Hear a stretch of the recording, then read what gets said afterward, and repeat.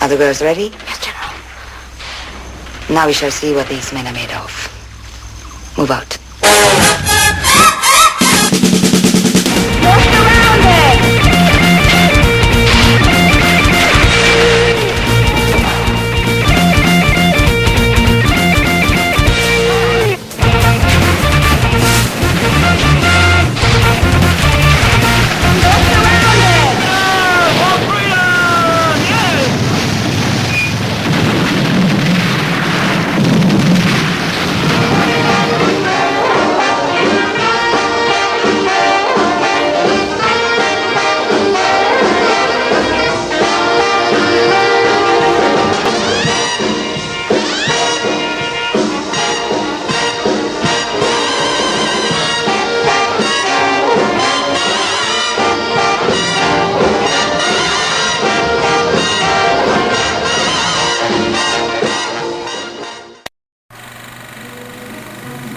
Oh, will you? Watch her.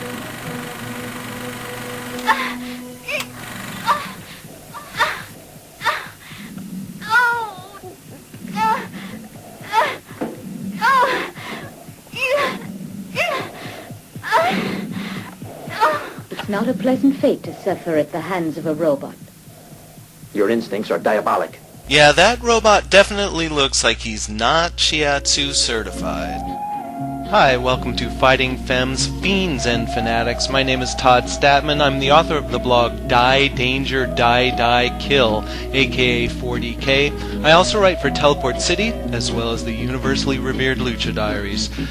Today I'm going to be talking to you about a 1967 Italian costumed hero caper that goes under a couple of different English titles. The most well-known of those, I think, is Fantastic Argoman, but in a slightly different edit, it's also known as the Incredible Paris Incident.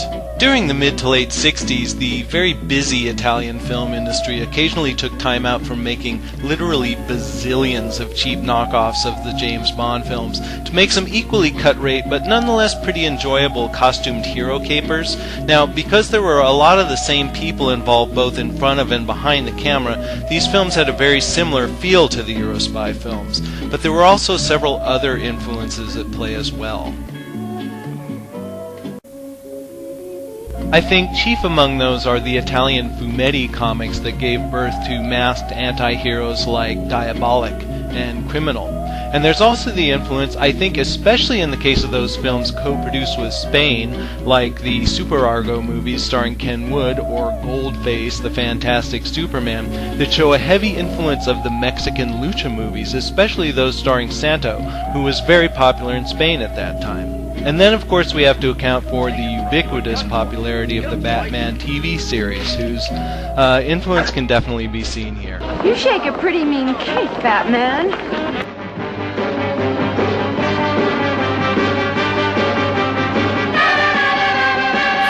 And erase every mention of Argoman's name in our records. Oh. Gentlemen, don't be too hasty. As you see, I'm very much alive. I think that Fantastic Argoman actually combines all of these influences fairly neatly. For starters, we've got a hero who, in addition to the traditional do-goodery, is actually something of a master criminal. That I didn't want money. That's right. My services cannot be valued in rubles, dollars, or sterling, especially if they help to further world peace, as in this case. I told you that I would be happy with a souvenir for my collection. Now, do you remember? I remember perfectly. But you mustn't compromise our international policy, Argoman. I know exactly what you mean. And my request will be relatively modest. As you'll see here, he actually has the original Mona Lisa on the wall of his lair, and I don't think that was donated by the French.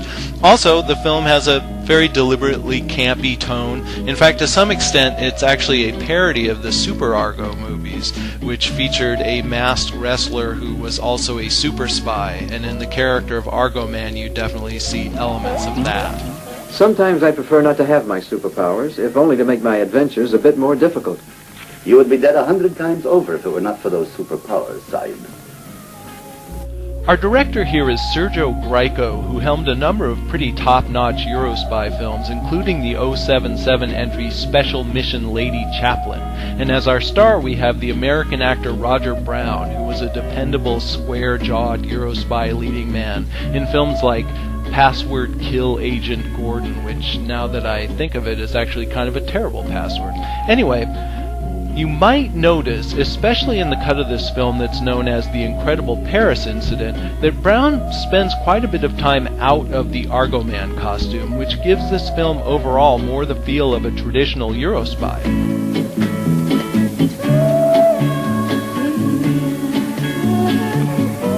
Now I must leave. But I'm glad I lost.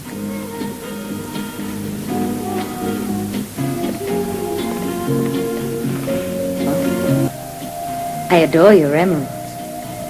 Now, why that is, I don't know. It may just be because Brown is just a damn good-looking guy, but it also may be because the Argoman costume itself is breathtakingly atrocious looking. I don't really know how else to put it. Let's take a look at it, shall we? We've got the plastic wraparound sunglasses over a black stocking mask, which in turn has something lumpy going on underneath it, like maybe he's wearing a pair of Walkman headphones under there. And then the bodysuit is yellow. And I know that Wolverine can rock the yellow bodysuit, but in my comic book experience, it's generally not a good look for a superhero. In fact, now that I think of it, the overall effect of the Argoman costume is something like what you'd get if you tried to dress like all of the X-Men at the same time, but in order to do that, you only wanted to spend like $1. Now, as I kind of already mentioned, the tone of this film overall is very tongue-in-cheek. For starters, we have a villain who's a figure called Jennibelle, Queen of the World, played by Dominique Bochero, and she's really got the whole supervillain package. She's got the underground lair, she's got the costume minions, she's got killer robots, she's got all kinds of science fiction torture gadgets, and what Jennibelle is after is a freakishly gigantic diamond that's in the possession of the French government, which has mysterious destructive powers.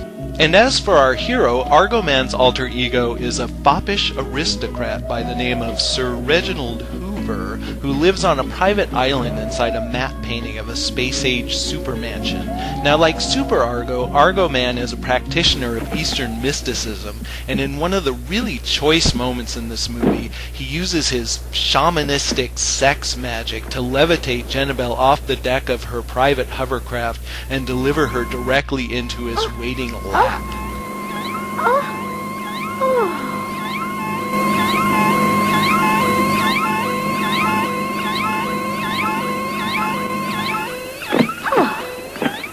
Hello. Would you please tell me what I'm doing here? Please forgive me. But on seeing you, I couldn't resist dabbling in a little telekinetics. Now, Argoman and Jennibelle really have a sort of Batman, Catwoman cycle of attraction-repulsion going on here, and that plays into a plot element that involves Argoman losing his powers for 6 hours every time he has sex. What a pity. Now I shall have to enslave you. One slave to me is like any other. To sum up, Fantastic Argoman is actually pretty awesome. It's hella stupid, it's got a great swinging 60s production design, and as far as the production values go, they're actually pretty good for a film of this type. And to top it all off, as the sort of gravy, we have a fabulous score by the great Piero Umiliani, which is loaded with ebullient vocalese, basically the sort of thing that will never let you forget that you're watching an Italian film from the 60s. So if you don't like this, you're obviously a horrible person. Do as I told you. Do as I told you. Kill him. Kill him. Kill him, I said.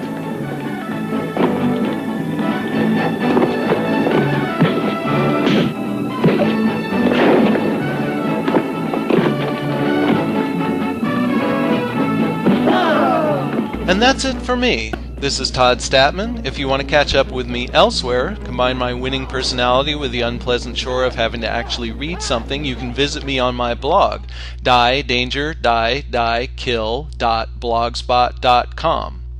Otherwise, I'll catch up with you on a future episode of Fighting Femmes, Fiends, and Fanatics. Thanks. Get Conrad on the monitor. This is Conrad here. What is it? I'm transmitting on telex. I don't care what you're doing, you idiot. Super Argo's alive. Impossible. Absolutely impossible.